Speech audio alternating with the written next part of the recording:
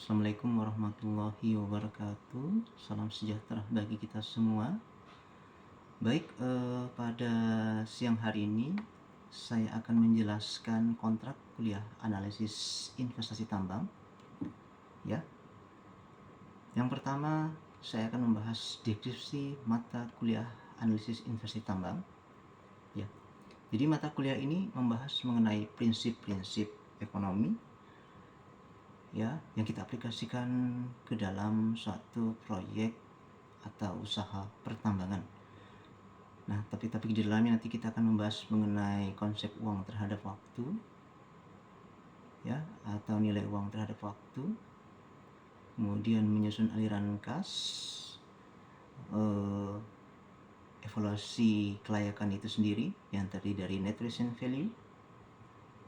Kemudian internal rate of return, payback period, benefit cost ratio, dan profitability index. Nah, selanjutnya dari mata kuliah ini, kemampuan yang akan diperoleh atau kemampuan yang diharapkan dari seorang mahasiswa adalah memahami konsep dari nilai uang terhadap waktu. Yang kedua adalah mampu menyusun proyeksi aliran kas untuk beberapa tahun ke depan, melakukan evaluasi finansial terhadap proyek pertambangan yang terdiri dari NPV itu tersendiri, IRR, payback period maupun benefit cost ratio, serta lain-lainnya. Kemudian mampu melakukan analisis resiko maupun analisis sensitivitas, serta break even point atau BEP. Yang terakhir adalah mahasiswa tersebut mampu menyusun suatu laporan atau dokumen berupa laporan evaluasi kelayakan ekonomis ya. Diharapkan nantinya setelah selesai dari mata kuliah ini setiap mahasiswa mampu melakukannya. Nah, materi pembelajaran atau materi yang akan kita pelajari selama proses perkuliahan analisis investasi tambang itu, pertama kita akan membahas mengenai pengantar investasi tambang, yang mana itu kita akan membahas konsep-konsep ekonomi dalam dunia pertambangan. Yang kedua, kita akan mempelajari tentang konsep nilai uang terhadap waktu atau waktu terhadap uang ya, sama saja. Kemudian bagaimana bunganya,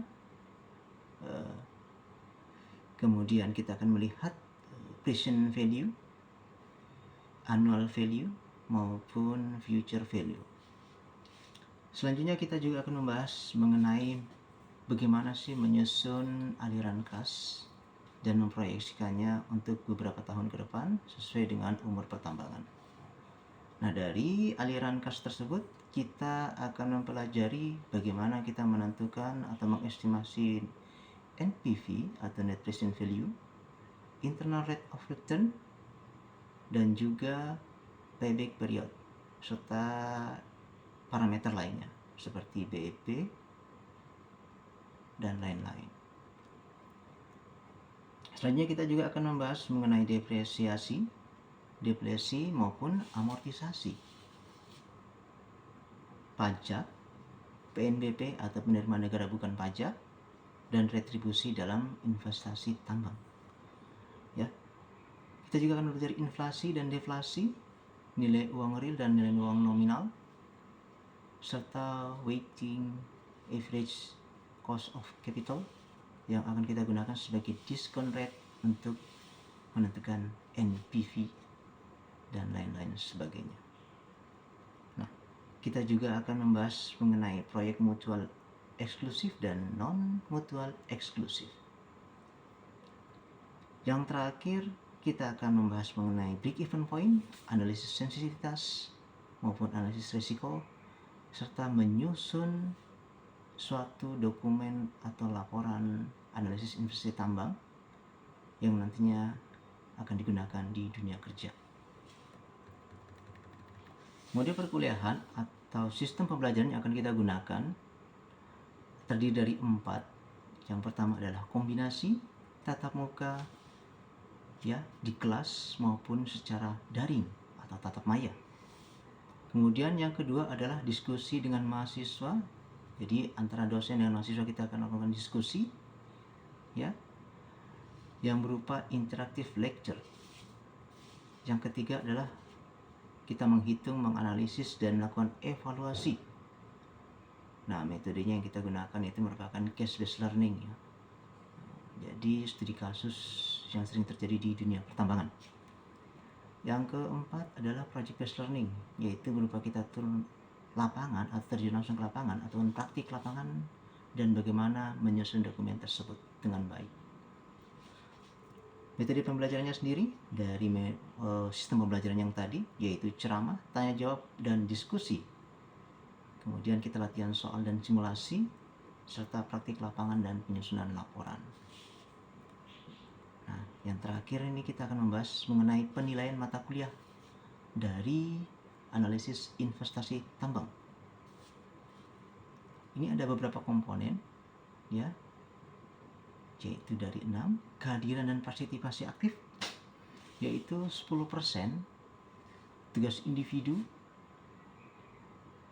ya, itu 15%, tugas kelompok 25%, ya, itu kita menyusun laporan studi kelayakan khususnya di bidang ekonomi dengan mode project based learning. Kemudian ada tugas kelompok yang kedua adalah metode case based learning. Itu kita akan lakukan.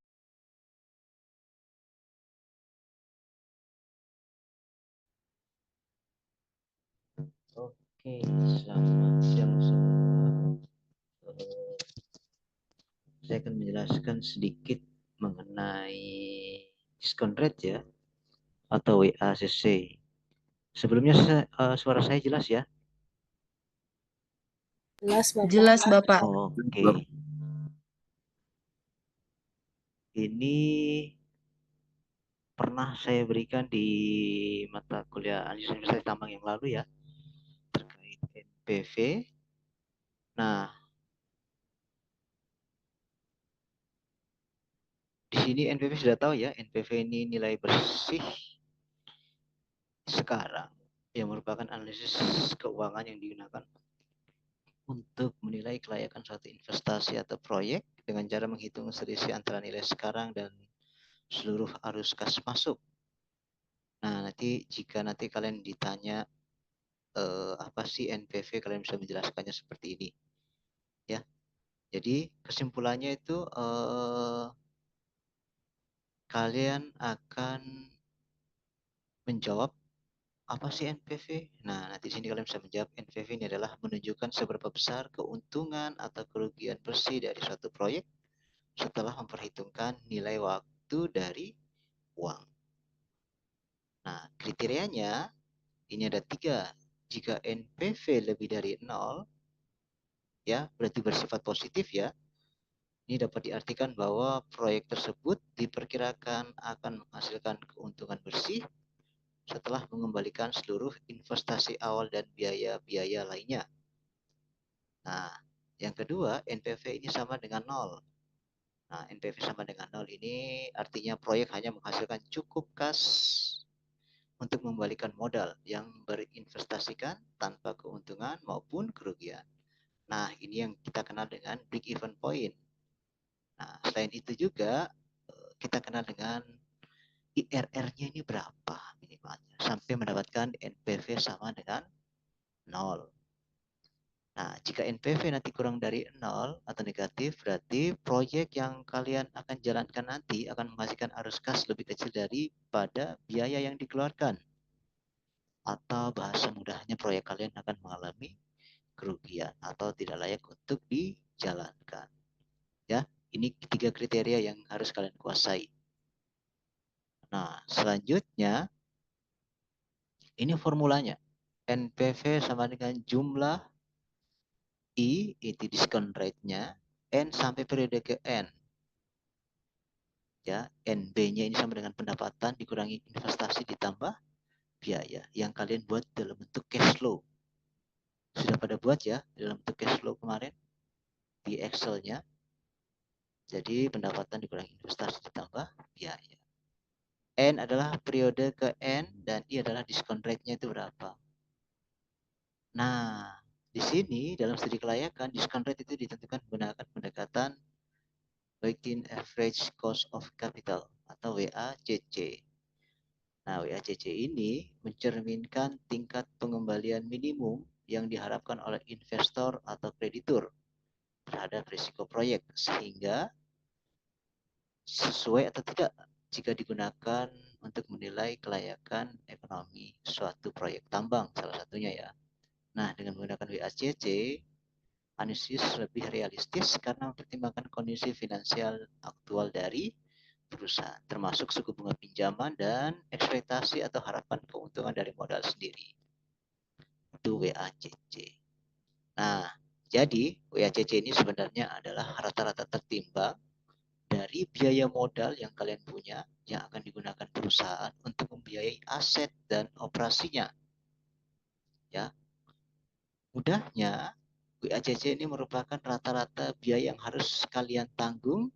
Dalam hal ini adalah yang ditanggung oleh perusahaan untuk mendapatkan dana baik dari pinjaman atau utang maupun dari pemilik modal ekuitas. Ya, jadi WACC ini menunjukkan seberapa besar biaya yang harus dikeluarkan oleh perusahaan untuk setiap rupiah dana yang kalian gunakan dengan memperhitungkan seberapa besar bagian utang dan ekuitas dalam total dana tersebut. Nah, rumusnya, selama ini kan kalian melihat rumus WACC ini adalah cost of debt ditambah cost equity.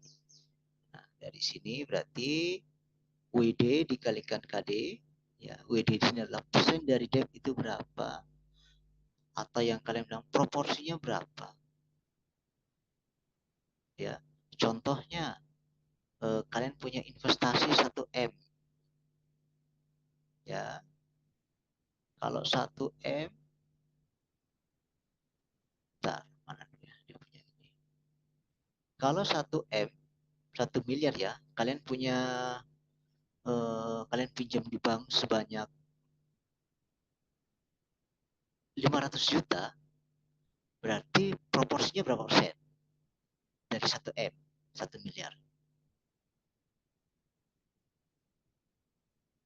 Halo?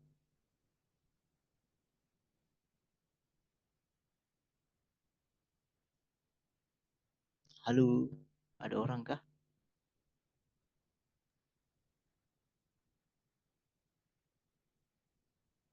Dari 1 miliar, ya. Kalau dari 1 miliar, kemudian kalian pinjam di bank 500 juta, berarti berapa persen dari modal? 50%. 50, Pak. Oke, benar, 50%. Persen. Jadi persen dari debt, ya. Persen dari debt atau bilang persen dari utang. Biasanya kan kalian pernah dengar debt collector. Berarti yang pernah utang tuh. Nah, di sini berapa persen? Berarti 50% dikalikan dengan KD. KD itu adalah cost of debt-nya, ya. Cost of debt kemudian dikalikan 1 dikurangi T. T itu adalah tax rate, pajak badannya usaha kalian itu berapa. Jadi kalau mudahnya itu pajak badan usaha kalian itu berapa. Nah, dalam peraturan perundang-undangan ya itu sebesar 22% ya saat ini. Nah, kemudian nanti kalian tambahkan dengan WE. WE itu adalah berapa persen dari equity. Berarti berapa persen dari dana milik kalian sendiri. Berarti kalau pinjaman bank tadi 500 juta, miliknya kalian berapa persen berarti?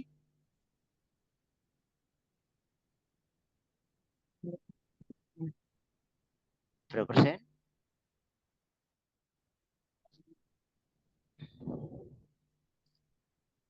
Ayo, berapa persen? 50. 50, Pak. Oke. 50 dikalikan dengan cost of equity. Ya, itu K. Nah, ini kalian boleh menggunakan rumus yang ini. Nanti misalnya kalau di internet ada juga ada internet atau buku-buku yang lain, ada rumusnya seperti ini. E per V ini adalah proporsinya, ya. E per V ini adalah proporsinya, D per F juga ini proporsinya. RE ini adalah biaya ekuitas dan RD ini adalah biaya utang atau cost of debt. Ya, sama ya, sama. Hanya yang berbeda adalah penjelasannya. Nah, dari sini, dari rumus ini, kalian tinggal memasukkan yang ada ini. Cari, silahkan cari di sini. Coba sekarang kalian cari. HTTP pex bla bla bla. Saya ketikkan di chat ya. Silahkan kalian sendiri lihat. Chat.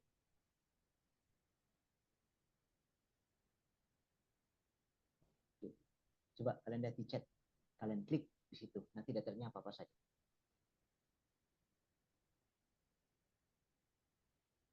Sudah?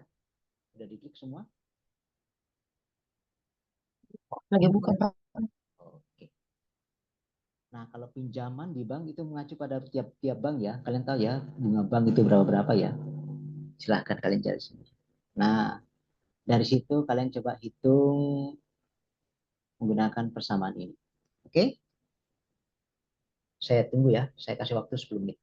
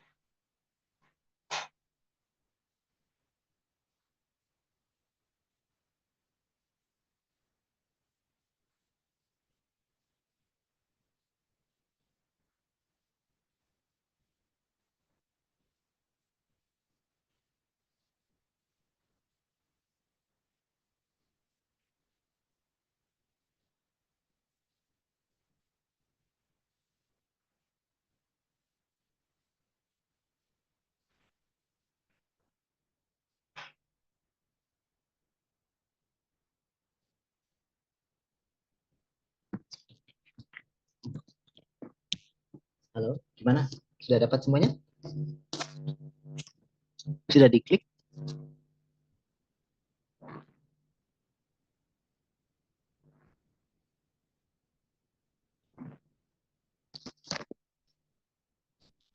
Halo, semuanya sudah diklik? Sudah Bapak. Apa hasilnya? Contoh, saya tampilkan dulu ya.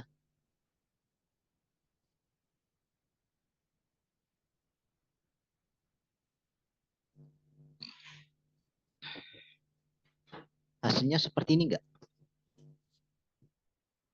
Iya, Pak. Oke. Nah, di situ kalian sesuaikan dengan kalian punya bahan kalian. Misalnya kelompoknya si Marsha, Najwa apa kemarin Ya, bauksit. bauksit, Pak. Berarti yang bauksit, nikel, dan lain-lainnya kalau berkaitan dengan logam, cari di sini. Metal and mining. Ya, di sini.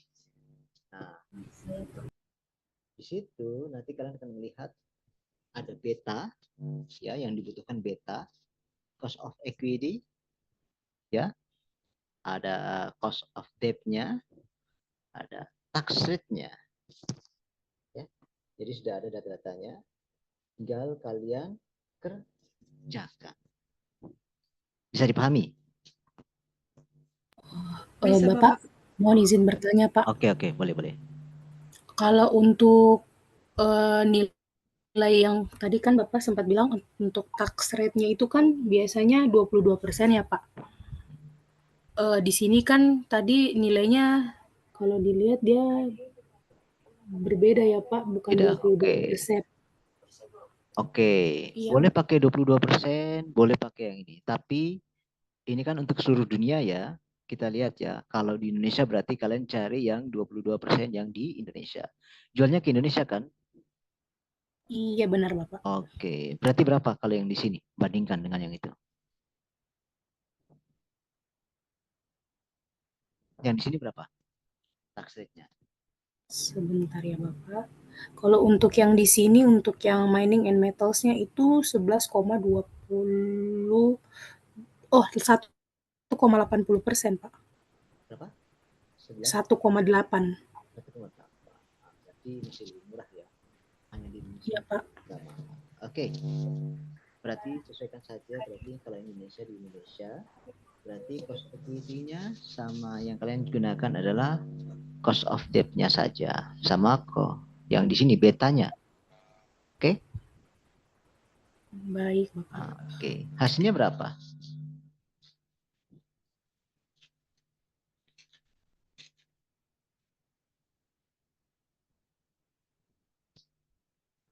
Kalau kalian di bank apa? Coba.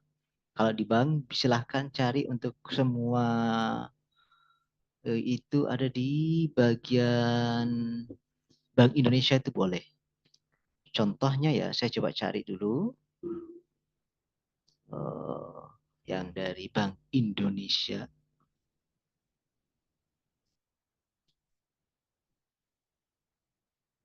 Ntar saya carikan linknya, saya berikan ke chat ya.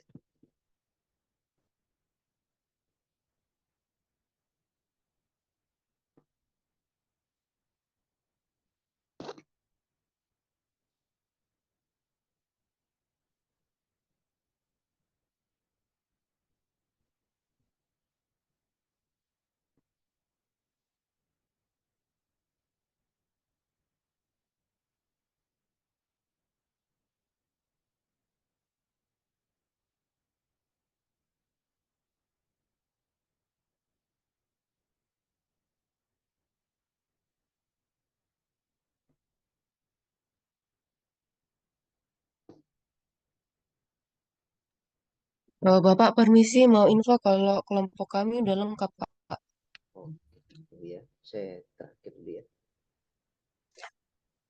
Oke, silahkan buka dulu di tabel yang saya berikan di chat. Itu bisa menjadi acuan kalian untuk di Bank BI. Nanti kalian bisa melihat bank-banknya di situ. Ya, contohnya seperti ini. Sudah kelihatan?